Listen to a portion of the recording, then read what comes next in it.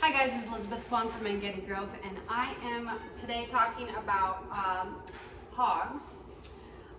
So I've talked about RFK Jr. in a couple of these videos. Well, I just feel like he goes hand in hand with which is homesteading and health, and he wants health for our country. And I am just thinking to myself here, I watched a video of him talking specifically about hog farms and farmland in the United States as a whole, which I think it's important to just take a look at what he says, and then I'm going to talk about what a kind of a reply was from a podcast in Iowa from some hog farmers to get a little bit different perspective, and to also think about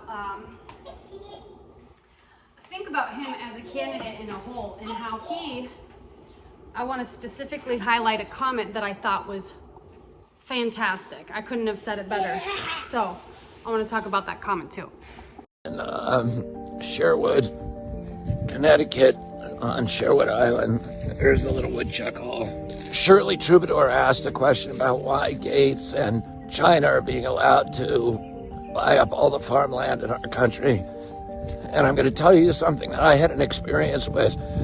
I spent many years, about 20 years, suing the factory farms, the big hog farms, and the big chicken producers like Tyson and Bo Pilgrim and Frank Perdue. But Smithfield Foods was the biggest pork producer. And Smithfield came to the state of North Carolina. They built a slaughterhouse that could process 30,000 pigs a day. And then they had a partner named Wendell Murphy, who was in the state Senate, and he passed 28 laws in the North Carolina State Senate making it illegal to sue a factory farm. He left and went into partnership with Smithfield, created a way to raise pigs, instead of raising them on farms, to raise them in warehouses called Murphy 1100s. And they dropped the price of pork from 60 cents a pound to 2 cents a pound. It put out of business all 28,000 independent hog farmers in the state of North Carolina, and it replaced them with 2,200 factories, all of them either owned by Smithfield or contracted to Smithfield. The only farmers who could stay in business were farmers who signed that contract with Smithfield to mortgage their homes, to put those big hog sheds, the Murphy 1100s, on their property, and then they lose all control. They become serfs on their own land. Smithfield dictates all their farming practices. It gives them the food, it delivers the piglets, picks up the grown animals and brings them to slaughter. They put out of business 28,000 farmers, and they control now 80% of the hog production in North Carolina. Because they dropped the price in North Carolina, Iowa had to adopt the same system, had to cave into Smithfield. They ended up taking control of 80% of the hog production in our country. Then they sold themselves to China. So now China owns all that hog production in America, and it controls our landscapes. And that's the end of Thomas Jefferson's vision of an American democracy rooted in tens of thousands of independent freeholds, each one owned by family farmers, each with a stake in our system of government. And that's why all of this industrial agriculture not only gives us substandard food, but they're also taking control of our landscapes, and that is a huge threat to American democracy. I hope you guys have a good day. Okay, so you listened to RFK Jr., and I just wanted to talk about these guys. I'll throw up the video. They are Barn Talk from Iowa, actually. I'll stop rocking because it might be a little annoying.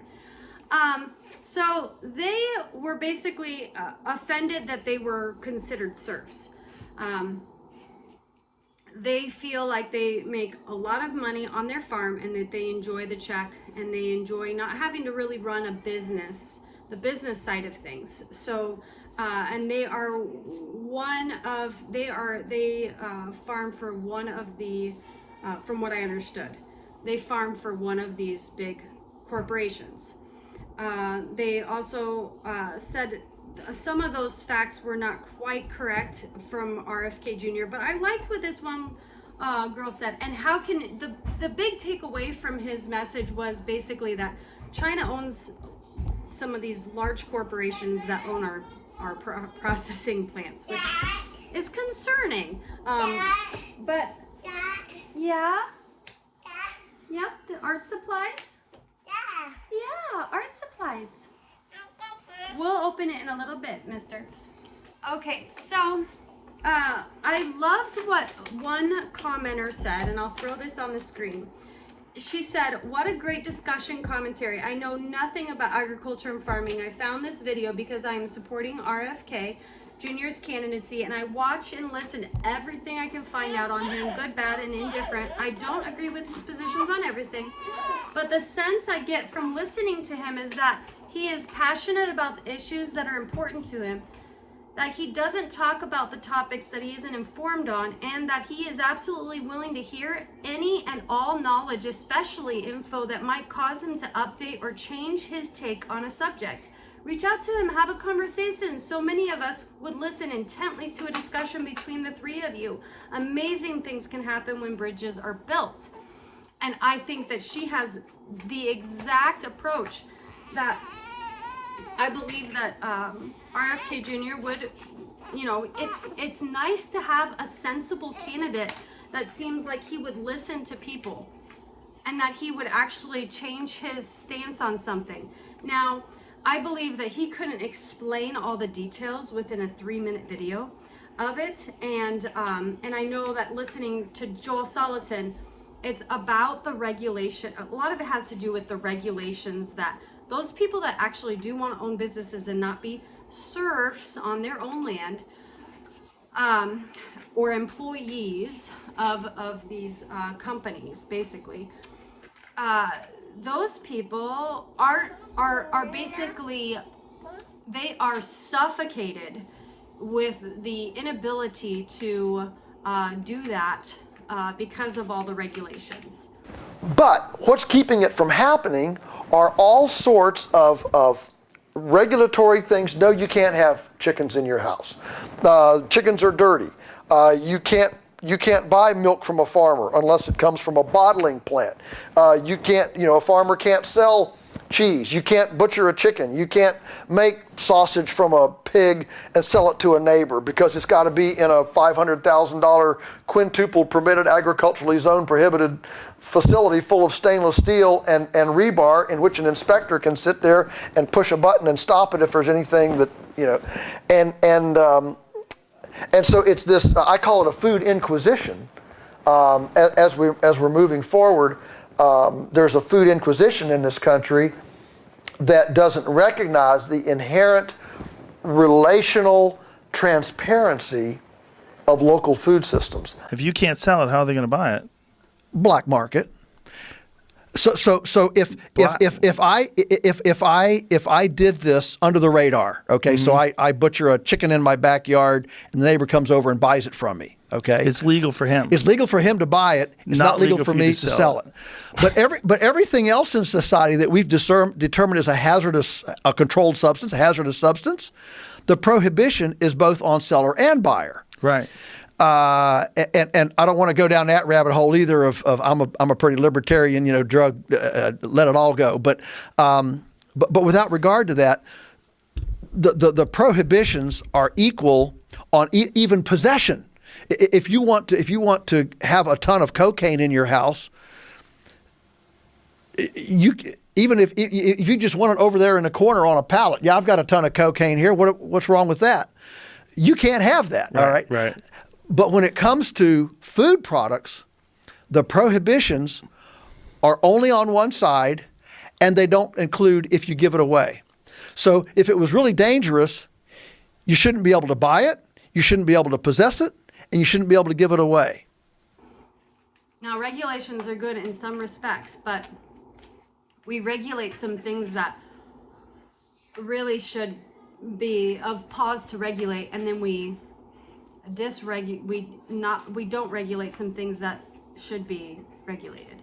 And oftentimes the poor person suffers. And also here, listen to Joel Salton speak a little bit. There's a lot of automation, right? A lot of these factory farms, they don't require too many people to be working there. Sure.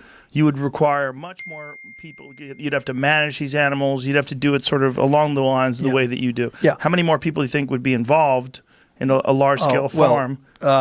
Lots of people. I don't have a number there, but I can tell you that that prices would, food prices might go up to what they were 30 years ago. And it also, would it be fair to say that food prices might go to where they should be? Like a cheeseburger really shouldn't be 99 cents. No, absolutely. As you're very familiar with the argument of the externalized costs, they don't get captured. What's the cost? Right now 50% of the cases of diarrhea in the U.S. are caused by foodborne bacteria. Well, what's a case of diarrhea worth? Yeah, I mean, if we start if you start that's a good point. I mean, if you start putting dollars on these externalized costs, the dead zone in the Gulf of Mexico, the fact that we have hundreds of square miles that don't grow shrimp anymore, because it's toxic from the runoff from the Mississippi, from chemical farming. So there's a lot of these externalized costs, and not only that, but if this actually became the new way, the new orthodoxy, there would be definitely economies of scale that we don't have right now. I'll just give you one example that probably nobody would think of. So we pay workman's compensation at our farm. So how do you determine the exposure level, the risk? Now, Joel Salton is a famous farmer. He's done lots of regenerative farming with his stuff, and I understand with his farm. I understand that not everyone can pay those prices, and the way that you turn a large ship isn't all at once. And so I believe what will happen is a slow transition. He was asked the question from Joe Rogan, could this be possible to feed Los Angeles?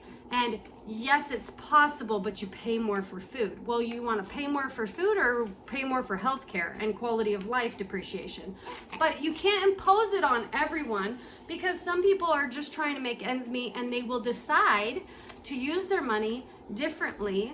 Although someone that is, we can't turn the boat so fast. But there are tons of ideas, and people, we are smart people. We can create healthy food and make it less expensive. I'm certain of it. If we promote more, and he makes a good point, Joel Salton makes a good point in some of the videos, is like, we spend 2/3 of our monies, of our medications are spent on animals. And I mean, look how medicated we are, and 2/3, and we only consume 1/3 of the medicines. I mean, guys, I mean, you can follow me here. We can problem solve, people. Let's do it.